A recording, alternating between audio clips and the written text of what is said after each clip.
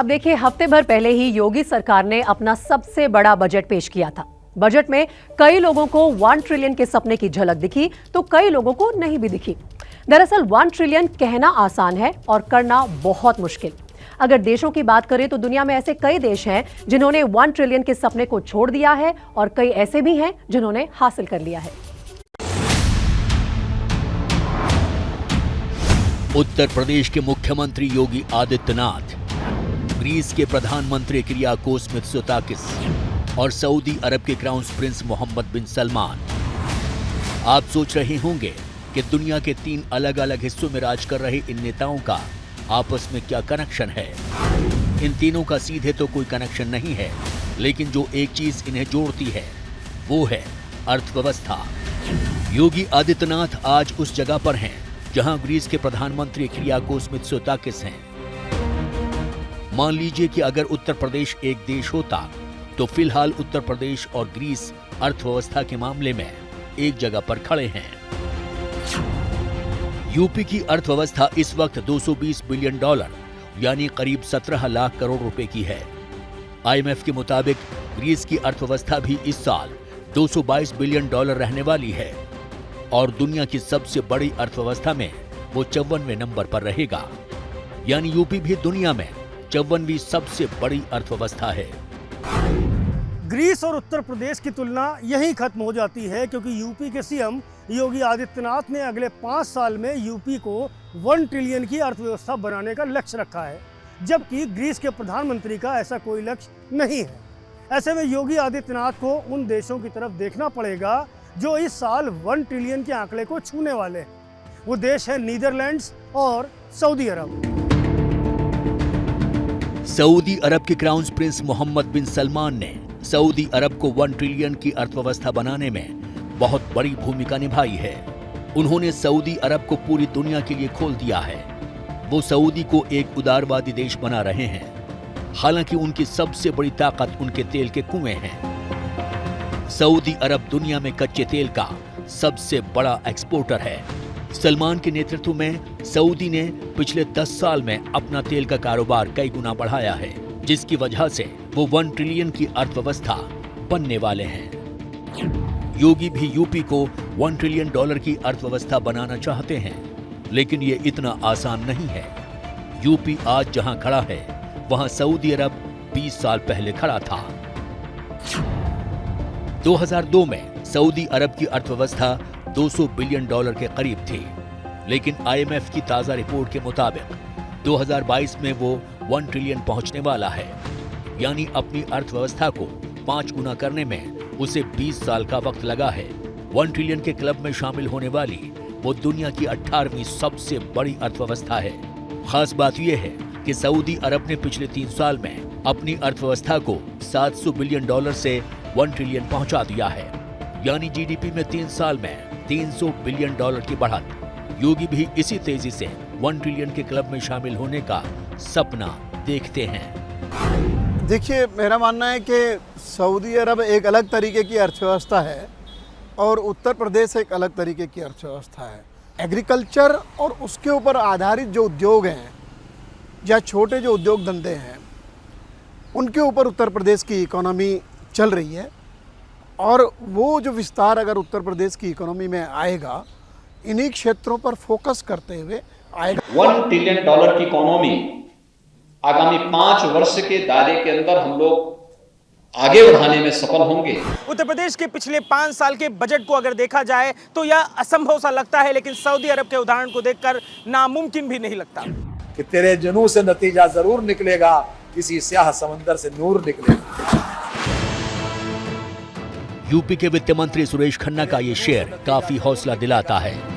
वो भी जानते हैं कि यूपी को 1 ट्रिलियन की अर्थव्यवस्था बनाना आसान नहीं है, लेकिन योगी आदित्यनाथ सरकार इस असंभव से दिखने वाले लक्ष्य को पूरा करने के लिए बड़े कदम उठा रही है। खास तौर से इस बार जो बजट पेश किया गया है, उसमें योगी सरकार ने खर्च बढ़ाने का ऐलान किया है। खर्च बढ़ाने का मतलब है अर्थव्यवस्था में ज्यादा पैसा निवेश करना और इसके जरिए लोगों के हाथों में ज्यादा पैसा पहुंचाना। इस बार यूपी के बजट का आकार 6,15,000 करोड़ रुपए है। ये यूपी के इतिहास का सबसे बड़ा बजट है। पिछले साल यूपी का बजट 5,50,000 करोड़ रुपए था। बजट के बड़े होने से ज़्यादा महत्वपूर्ण चीज़ होती है कि सरकार निवेश कहाँ कर रही है। ये जो बजट है एक तरीके से वो लेखा जोखा है सरकार की आय का और व्यय का। व्यय कहाँ हो रहा है? क्या व्यय राजस्व खर्च है जिसमें कोई नई चीज़ क्रिएट नहीं हो रही है, तनख्वाहों पे जा रहा है, सब्सिडी पे जा रहा है या दूसरी स्कीम्स पे जा रहा है, या व्यय का एक बड़ा हिस्सा ऐसा निवेश है, ऐसे कार्यक्रमों में जा रहा है जो कि इकोनॉमी को ग्रोथ देगा। ज़्यादातर जो होगा वो आपका सर्विस सेक्टर में होगा और मैन्युफैक्चरिंग में होगा।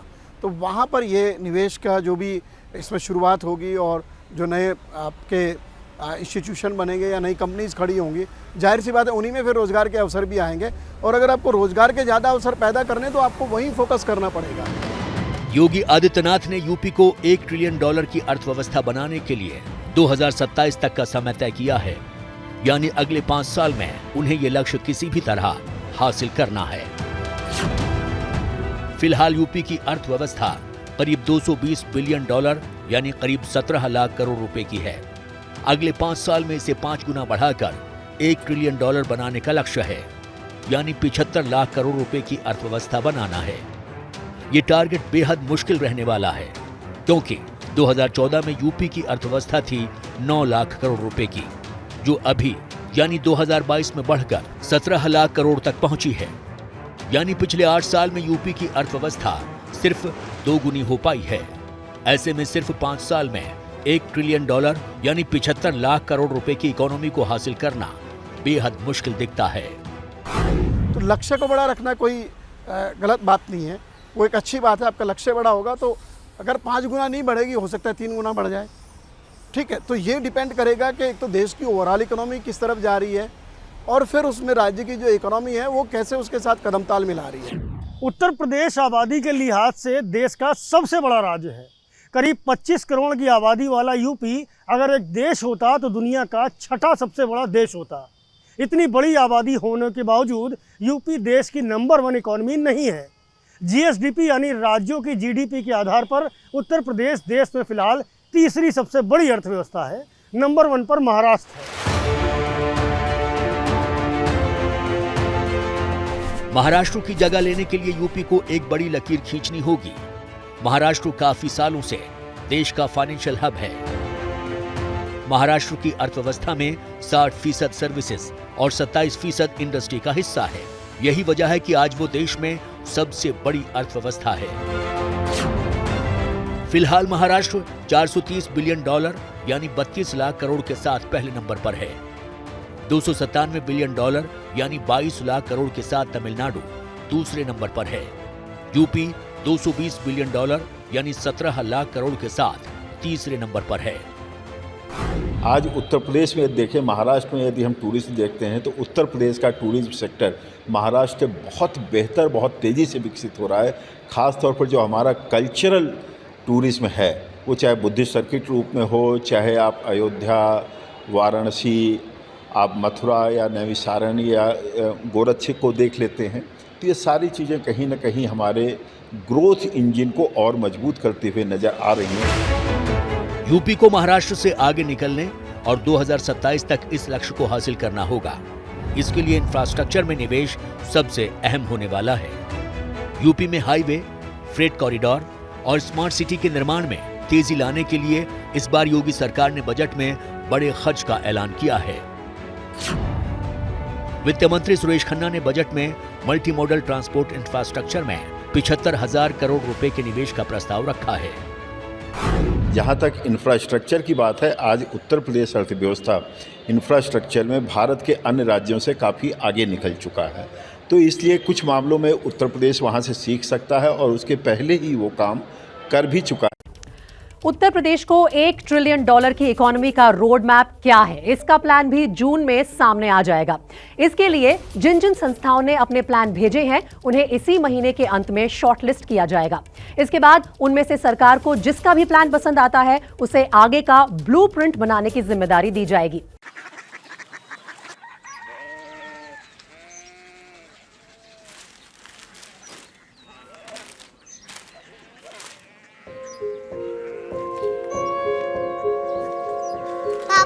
पापा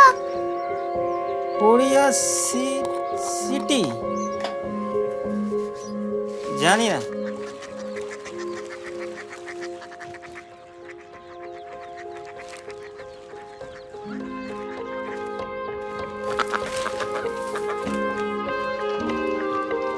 Korea city.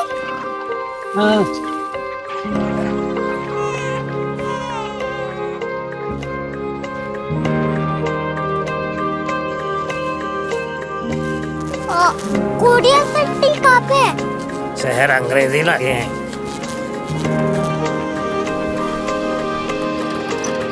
Korea city.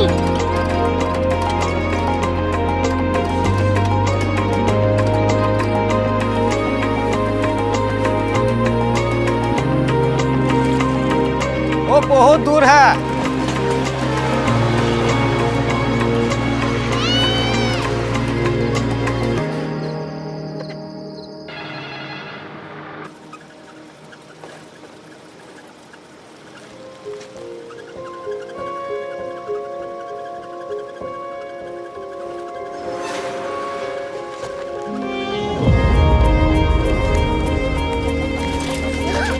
Korea city.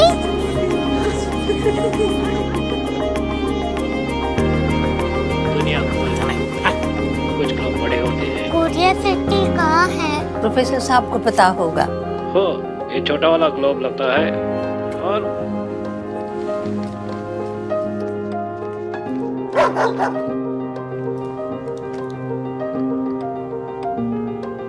पता नहीं, मेरी बेटी से जाके मिल लो, शायद उसे मालूम हो।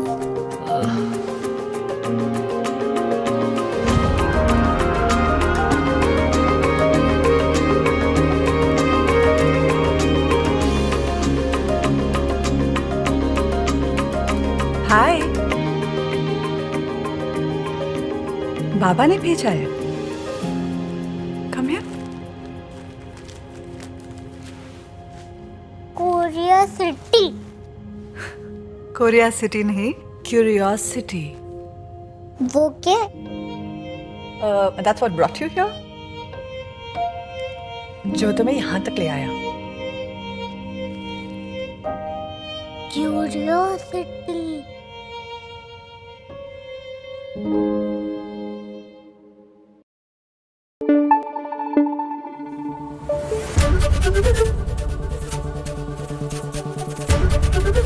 एबीपी न्यूज आपको रखे आगे।